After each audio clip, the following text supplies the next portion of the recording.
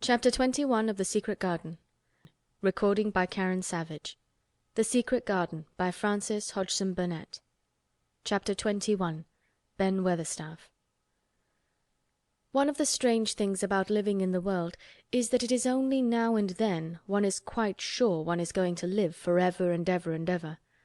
One knows it sometimes when one gets up at the tender, solemn dawn time and goes out and stands alone and throws one's head far back and looks up and watches the pale sky slowly changing and flushing and marvellous unknown things happening until the east almost makes one cry out and one's heart stands still at the strange, unchanging majesty of the rising of the sun, which has been happening every morning for thousands and thousands and thousands of years. One knows it then, for a moment or so. And one knows it sometimes when one stands by oneself in a wood at sunset, and the mysterious deep gold stillness slanting through and under the branches seems to be saying slowly, again and again, something one cannot quite hear, however much one tries. Then sometimes the immense quiet of the dark blue at night, with millions of stars waiting and watching, makes one sure. And sometimes a sound of far-off music makes it true. And sometimes a look in someone's eyes. And it was like that with Colin when he first saw and heard and felt the springtime inside the 4 high walls of a hidden garden. That afternoon the whole world seemed to devote itself to being perfect and radiantly beautiful and kind to one boy. Perhaps out of pure heavenly goodness the spring came and crowned everything it possibly could into that one place. More than once Dickon paused in what he was doing and stood still with a sort of growing wonder in his eyes, shaking his head softly. "Eh, it is gradely," he said. "I'm 12 going on 13, and there's a lot of afternoons in 13 years, but it seems to me like I never seed one as gradely as this here." "Aye, it is a gradely one," said Mary, and she sighed for mere joy. "I'll warrant it's the gradeliest one as ever was in this world." "Does tha think," said Colin, with dreamy carefulness, "as happen it was made like this here all of a purpose for me?" "My word!" cried Mary admiringly. "That there is a bit o' good Yorkshire. Tha'rt shapen first rate, that tha'rt." And delight reigned. They drew the chair under the plum tree, which was snow white with blossoms and musical with bees. It was like a king's canopy, a fairy king's. There were flowering cherry trees near, and apple trees whose buds were pink and white, and here and there one had burst open wide. Between the blossoming branches of the canopy bits of blue sky looked down like wonderful eyes. Mary and Dickon worked a little here and there, and Colin watched them. They brought him things to look at, buds which were opening, buds which were tight closed, bits of twig whose leaves were just showing green, the feather of a woodpecker which had dropped on the grass, the empty shell of some bird early hatched. Dickon pushed the chair slowly round and round the garden, stopping every other moment to let him look at wonders springing out of the earth or trailing down from trees. It was like being taken in state round the country of a magic king and queen and shown all the mysterious riches it contained. "I wonder if we shall see the robin," said Colin. "Tha'll see him often enow after a bit," answered Dickon. "When th' eggs hatches out, the little chappie'll be kept so busy it'll make his head swim. Tha'll see him flyin' backward and for'ard, carryin' worms nigh as big as himself, and that much noise goin' on in the nest when he gets there as fair flusters him so as he scarce knows which big mouth to drop the first piece in. And gapin' beaks and squawks on every side. Mother says as when she sees the work a robin has to keep them gapin' beaks filled, she feels like she was a lady with nothin' to do. She says she's seen the little chaps when it seemed like the sweat must be droppin' off 'em, though folk can't see it." This made them giggle so delightedly that they were obliged to cover their mouths with their hands, remembering that they must not be heard. Colin had been instructed as to the law of whispers and low voices several days before. He liked the mysteriousness of it and did his best, but in the midst of excited enjoyment it is rather difficult never to laugh above a whisper. Every moment of the afternoon was full of new things, and every hour the sunshine grew more golden. The wheeled chair had been drawn back under the canopy, and Dickon sat down on the grass and had just drawn out his pipe when Colin saw something he had not had time to notice before. "That's a very old tree over there, isn't it?" he said. Dickon looked across the grass at the tree, and Mary looked, and there was a brief moment of stillness. "Yes," answered Dickon after it, and his low voice had a very gentle sound. Mary gazed at the tree and thought. "The branches are quite grey, and there's not a single leaf anywhere," Colin went on. "It's quite dead, isn't it?" "Aye," admitted Dickon, "but them roses as has climbed all over it will near hide every bit o' the dead wood when they're full o' leaves and flowers. It won't look dead then. It'll be the prettiest of all." Mary still gazed at the tree and thought. "It looks as if a big branch had been broken off," said Colin. "I wonder how it was done." "It's been done many a year," answered Dickon. "Eh!" with a sudden relieved start and laying his hand on Colin. "Look at that robin. There he is. He's been foraging for his mate." Colin was almost too late, but he just caught sight of him, the flash of red-breasted bird with something in his beak. He darted through the greenness and into the close-grown corner and was out of sight. Colin leaned back on his cushion again, laughing a little. "He's taking her tea to her. Perhaps it's 5 o'clock. I think I'd like some tea myself." And so they were safe. "It was magic which sent the robin," said Mary secretly to Dickon afterward. "I know it was magic." For both she and Dickon had been afraid Colin might ask something about the tree whose branch had broken off 10 years ago, and they had talked it over together, and Dickon had stood and rubbed his head in a troubled way. "We mun look as if it wasn't no different from t'other trees," he had said. "We couldn't never tell him how it broke, poor lad. If he says anything about it, we mun try to look cheerful." "Aye, that we mun," had answered Mary. But she had not felt as if she looked cheerful when she gazed at the tree. She wondered and wondered in those few moments if there was any reality in that other thing Dickon had said. He had gone on rubbing his rust-red hair in a puzzled way, but a nice, comforted look had begun to grow in his blue eyes. "Mrs. Craven was a very lovely young lady," he had gone on rather hesitatingly, "and mother she thinks maybe she's about Misselthwaite many a time, looking after Mester Colin, same as all mothers do when they're took out of the world. They have to come back, tha sees.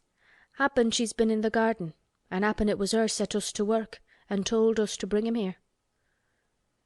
Mary had thought he meant something about magic. She was a great believer in magic. Secretly she quite believed that Dickon worked magic, of course good magic, on everything near him, and that was why people liked him so much and wild creatures knew he was their friend. She wondered, indeed, if it were not possible that his gift had brought the robin just at the right moment when Colin asked that dangerous question. She felt that his magic was working all the afternoon and making Colin look like an entirely different boy.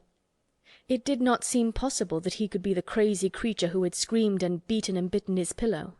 Even his ivory whiteness seemed to change. The faint glow of colour which had shown on his face and neck and hands when he first got inside the garden really never quite died away. He looked as if he were made of flesh instead of ivory or wax. They saw the robin carry food to his mate 2 or 3 times, and it was so suggestive of afternoon tea that Colin felt they must have some. "Go and make one of the men servants bring some in a basket to the rhododendron walk," he said, "and then you and Dickon can bring it here."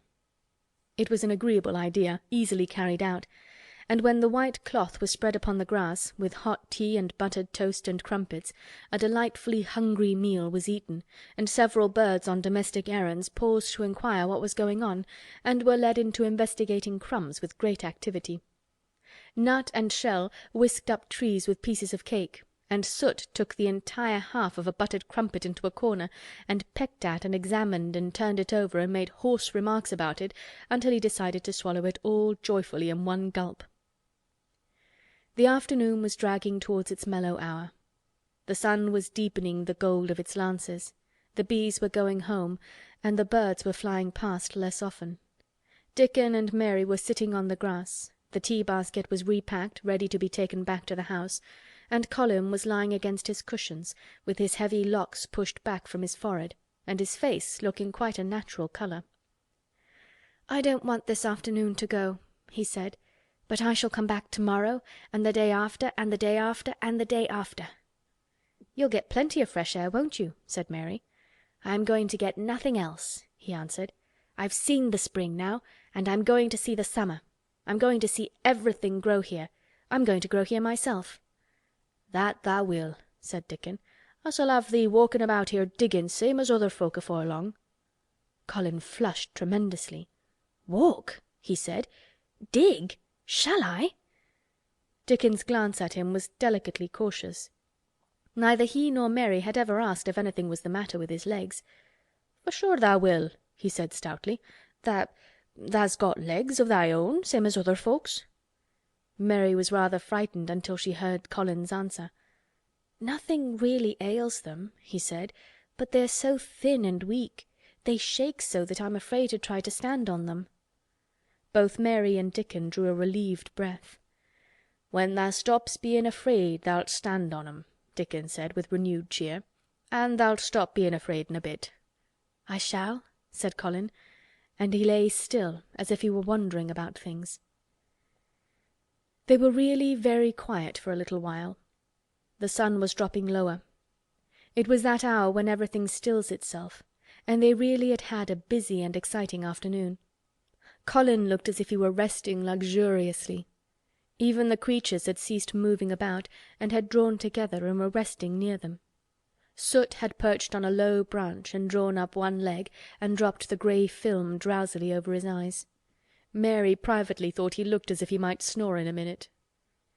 In the midst of this stillness it was rather startling when Colin half lifted his head and exclaimed in a loud, suddenly alarmed whisper, "Who is that man?" Dickon and Mary scrambled to their feet. "Man?" they both cried in low, quick voices. Colin pointed to the high wall. "Look!" he whispered excitedly. "Just look!"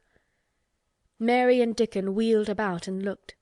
There was Ben Weatherstaff's indignant face glaring at them over the wall from the top of a ladder. He actually shook his fist at Mary. "If I wasn't a bachelder and thou was a wench o' mine," he cried, "I'd give thee a hidin'." He mounted another step threateningly, as if it were his energetic intention to jump down and deal with her. But as she came toward him he evidently thought better of it and stood on the top step of his ladder shaking his fist down at her. "I never thowt much o' thee," he harangued. "I couldna abide thee the first time I set eyes on thee. A scrawny buttermilk-faced young besom, allus askin' questions and pokin' thy nose where it wasna wanted. I never knowed how tha got so thick wi' me. If it hadna been for the robin, drat him." "Ben Weatherstaff!" called out Mary, finding her breath. She stood below him and called up to him with a sort of gasp. "Ben Weatherstaff, it was the robin who showed me the way." Then it did seem as if Ben really would scramble down on her side of the wall, he was so outraged. "Tha young bad un!" he called down at her. "Layin' tha badness on a robin. Not but what he's impident enow for anythin'.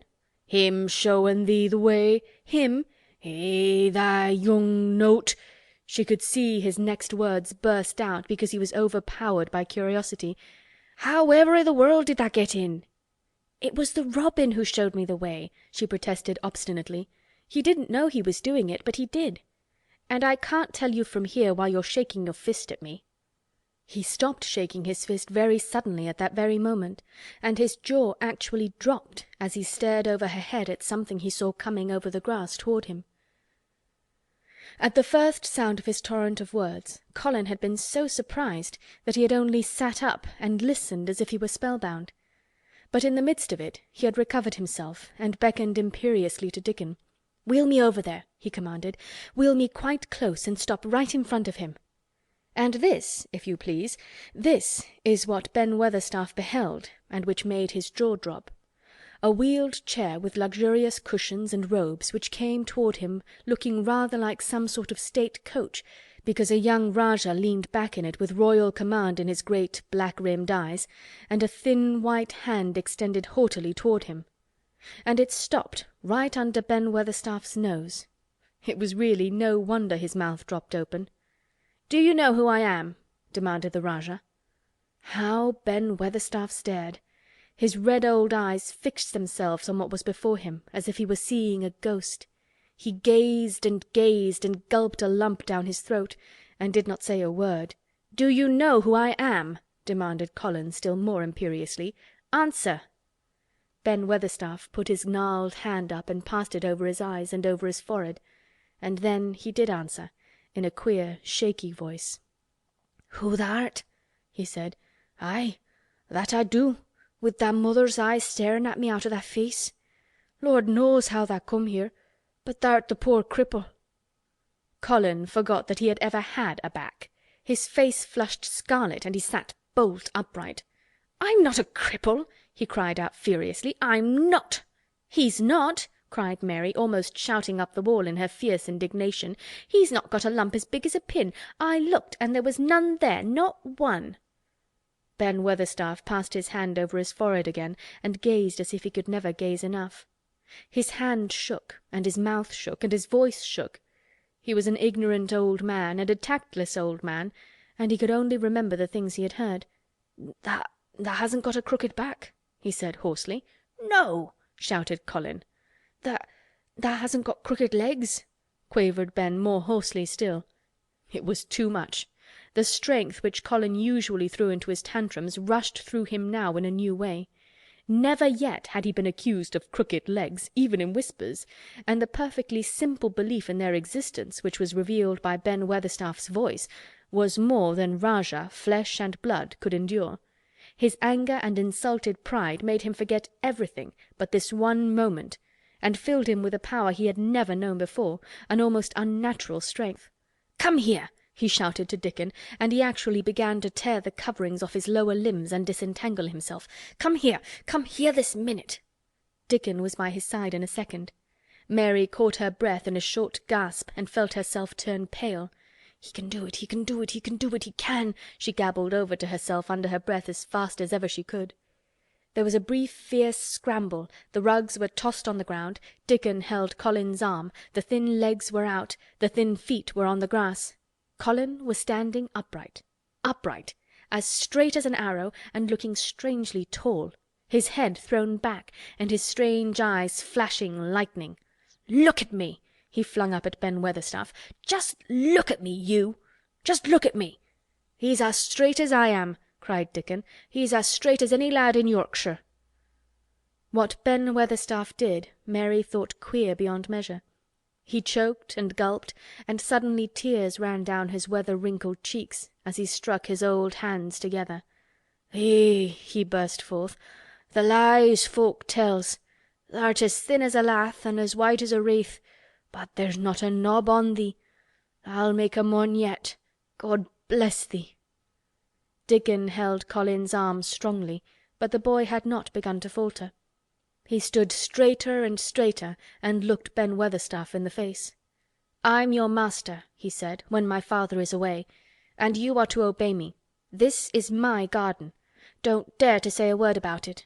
You get down from that ladder and go out to the Long Walk and Miss Mary will meet you and bring you here. I want to talk to you. We did not want you, but now you will have to be in the secret.